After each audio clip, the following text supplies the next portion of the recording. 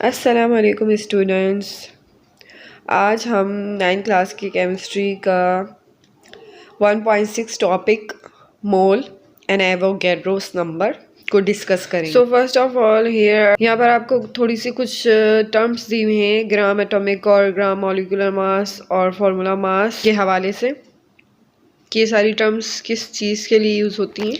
इससे पहले कि 2 वीडियोस के अंदर मैंने आपको सब्सटेंस बताया है बहुत ही ज़्यादा डिटेल के अंदर, ठीक है, जिनका लिंक्स जो है वो मैं डिस्क्रिप्शन बॉक्स के अंदर दे दूँगी। सब्सटेंस बेसिकली हम मैटर के प्योर फॉर्म के अंदर जब मैटर होगा, ठीक है, a matter in pure form that is called the substance. जब मैटर किसी भी इम्प्योरिटी से फ्री होगा और प्योर फॉर्म में होगा तो हम उसको सब्सटेंस कंसीडर करते हैं। अब ये सब्सटेंस या तो एलिमेंट हो सकते हैं, ठीक है, एलिमेंट के अंदर क्या होगा, सेम टाइप्स के एटम्स होंगे। अगर हम मॉलिक्यूल्स की बात करें यानी ये डिफरेंट एलिमेंट्स जब कंबाइन होंगे तो ये एक कंपाउंड को फॉर्म करेंगे, उसके अंदर क्या प्रेजेंट होंगे, मॉलिक्यूल्स प्रेजेंट होंगे।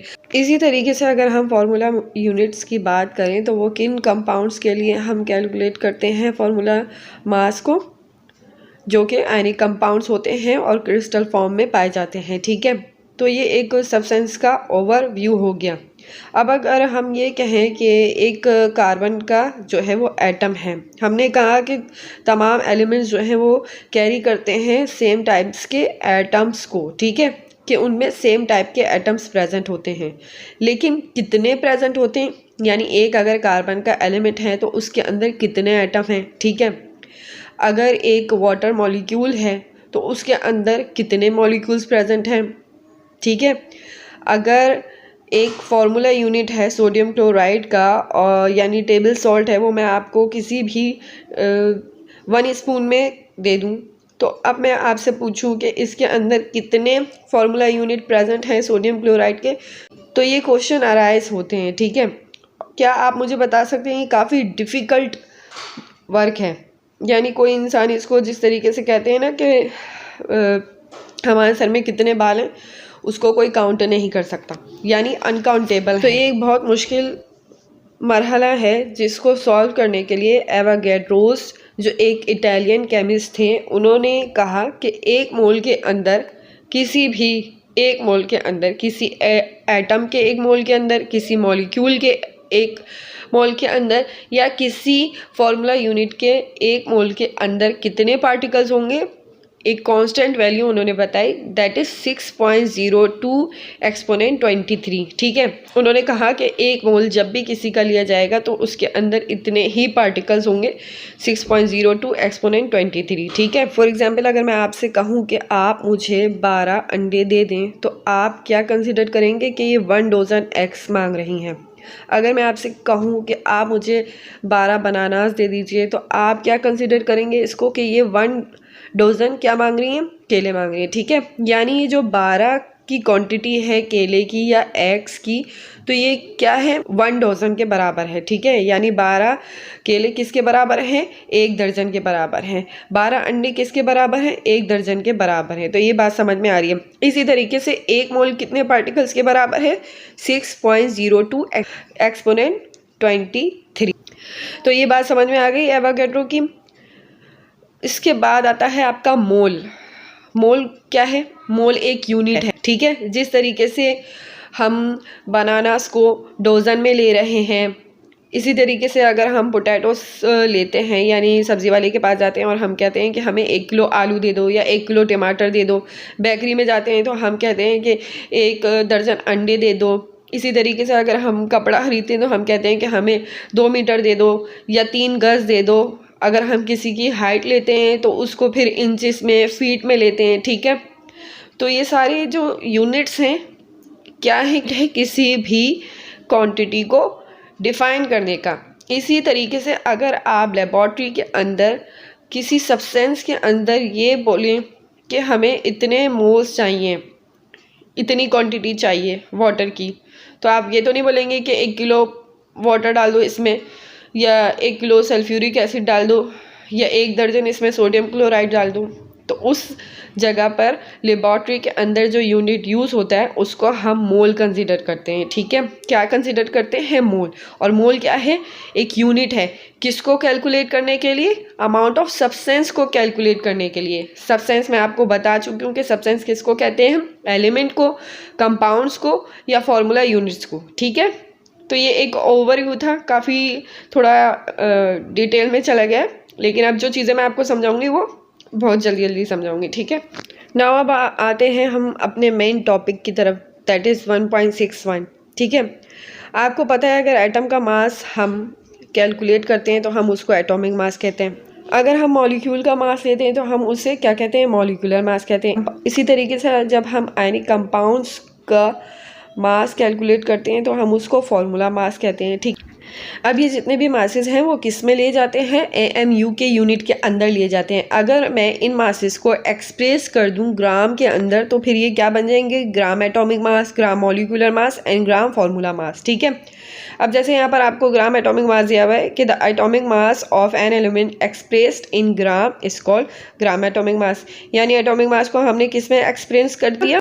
ग्राम के अंदर। ठीक है, तो उसको हम क्या कह रहे हैं? Gram atomic mass. ठीक है, तो यहाँ पर आपको बताया हुआ है कि 1 ग्राम ऑक्सीजन कितने ग्राम के बराबर है? 16 ग्राम के बराबर। और ये क्या कंसीडर कर रहे हैं? इसको 1 मोल। इसी तरीके से एक कार्बन 12 ग्राम के बराबर है, जो कि हम कंसीडर कर रहे हो उसको भी 1 मोल। इसी तरीके से नाइट्रोजन 14 ग्राम है और वो भी किसके बराबर है? 1 मोल के। अब यहाँ पर भी आपको यही बताया हुआ है कि अगर हम किसी मॉलिक्यूल या कंपाउंड के मॉलिक्यूलर मास को AMU के बजाय एक्सप्रेस करें ग्राम के अंदर तो वो क्या कहलाएगा? Gram molecular mass. For example 1 gram of oxygen किसके बराबर है? 32 ग्राम के। इसको 1 मोल कंसीडर कर रहे हैं। ठीक है, इसी तरीके से इथेनॉल कितने ग्राम है?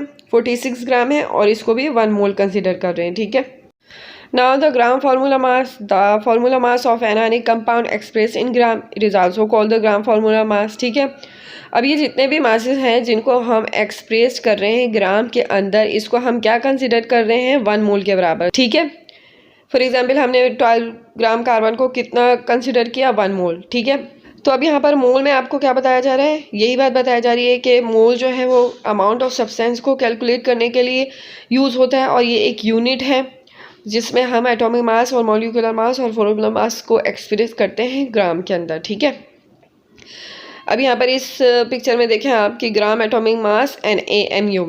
1 कार्बन एटम कितने है? 1 कार्बन एटम का मास 12 AMU। ठीक है, यानी एक एलिमेंट कार्बन का 12 AMU है उसका मास। ठीक है, अब यही मास हम अगर इसको एक्सप्रेस्ड कर दें ग्राम में तो ये क्या बन जाएगा? 12 ग्राम बन जाएगा। ठीक है, और 12 ग्राम को हम कंसिडर करेंगे 1 मोल, और 1 मोल की आपको मैं पहले ही बता चुकी हूँ कि उसके अंदर कितने पार्टिकल्स प्रेजेंट होते हैं? 6.02 एक्सपोनेंट 23। ठीक है, अब यहाँ पर आपको भी यही बात समझाई जा रही है कि अगर एक एलिमेंट है उसका 12 ग्राम है मास तो वो 1 मोल है। इसी तरीके से एक कंपाउंड है H2SO4, उसका क्या है मास? 98 ग्राम है तो वो भी 1 मोल है। ठीक है, अब यहाँ पर आपको फॉर्मूला बताया हुआ है कि नंबर ऑफ मोल्स को कैलकुलेट किस तरीके से करते हैं। तो यहाँ पर इसका फॉर्मूला है कि number of moles is equals to known mass of a substance divided by molar mass of the substance। ये मोलर मास क्या है? मॉलिक्यूलर मास कह लें या मोलर मास कह लें, एक ही बात है। ठीक है, अब इस फॉर्मूले को आप अगर अरेंज करें तो आप इससे मास ऑफ सब्सटेंस भी कैलकुलेट कर सकते हैं। जैसे ये मोलर मास यहाँ पर डिवाइड हो रहा है, वहाँ जाके ये क्या हो जाएगा? मल्टीप्लाई हो जाएगा। तो इस तरीके से आप जब इसको इसके साथ मल्टीप्लाई करेंगे तो मास ऑफ सब्सटेंस पता लगा सकते हैं कि कितना सब्सटेंस है, या उसके मोल्स कैलकुलेट कर सकते हैं। तो दोनों चीज़ें इस फॉर्मूले से आप कैलकुलेट कर सकते हैं। ठीक है, यहाँ पर आपसे कहा जा रहा है कि कैलकुलेट करें नंबर ऑफ मोल्स सोडियम के, जिसका मास आपको दिया हुआ है 40 ग्राम, और सोडियम का आपको पता है कि इसका एटॉमिक मास कितना है? 23। ठीक है, तो आप जब इसको नंबर ऑफ मोल्स को कैलकुलेट करेंगे तो आपको जो मास दिया हुआ है उसको राइट करेंगे। ठीक है, known mass of a substance या given mass of a substance, और इसके नीचे इसका मोलर मास या एटॉमिक मास लिख देंगे 23। 40 को जब आप 23 से डिवाइड करवाएंगे तो आपके पास number of moles of sodium आ जाएंगे, दैट इज़ 1.73। ठीक है, अब मैंने आपको बताया था कि उस फॉर्मूले से आप मोल्स भी कैलकुलेट कर सकते हैं और मास भी कैलकुलेट कर सकते हैं, ठीक है। अब यहाँ पर आपको 4 मोल्स दिए हुए हैं कार्बन डाइऑक्साइड के, और कार्बन डाइऑक्साइड का फॉर्मूला मास क्या है, 44 ग्राम है।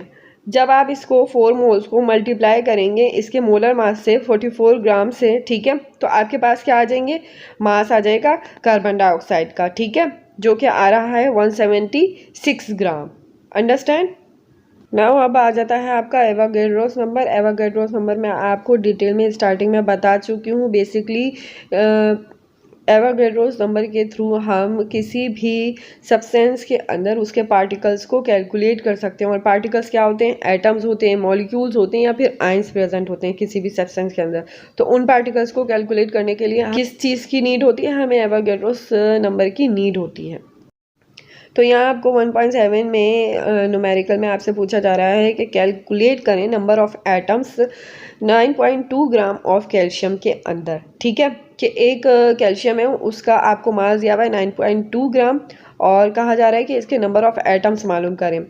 तो अब यहाँ आपको नंबर ऑफ एटम्स को कैलकुलेट करने का फॉर्मूला बताया गया है, जिसके अंदर Na आपको क्या डिनोट करता है, एवोगैड्रोस नंबर को मास इन ग्राम है डिवाइडेड बाय एटॉमिक मास, ठीक है। Na क्या है 6.02 एक्सपोनेंट 23, मास आपको जो दिया गया है वो 9.2 है, जबकि इसका एटॉमिक मास कैल्शियम का 40 होता है। जब आप 6.02 एक्सपोनेंट 23 को मल्टीप्लाई करवाएंगे 9.2 से, देन आप डिवाइड करेंगे 40 से, तो आपके पास नंबर ऑफ एटम्स आ जाएंगे जो कि है 1.384 एक्सपोनेंट 23, ठीक है। तो ये एक फॉर्मूला है, इसके थ्रू हम किसी भी एलिमेंट के कैलकुलेट कर सकते हैं नंबर ऑफ एटम्स, ठीक है। Now this is the last numerical. Calculate the number of moles, number of molecules present in 8 gram of glucose. C6H12O6 glucose को कहते हैं।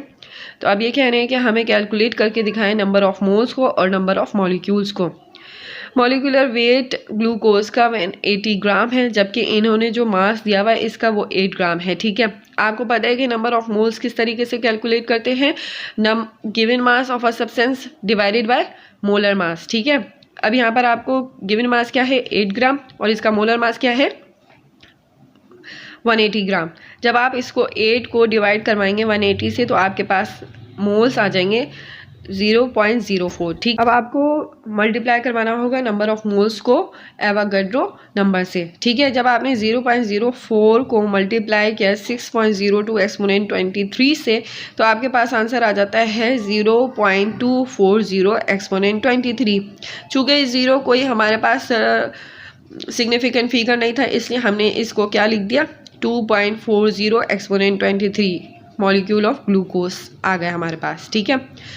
अगर आप इसी फॉर्मूले से आपको नंबर ऑफ मॉलिक्यूल्स अगर 2.40 एक्सपोनेंट 23 दे दिए जाएं, तो आप इससे इजीली इसको डिवाइड करवा के एवोगैड्रो नंबर से नंबर ऑफ मोल्स भी जो है वो कैलकुलेट कर सकते हैं, ठीक है।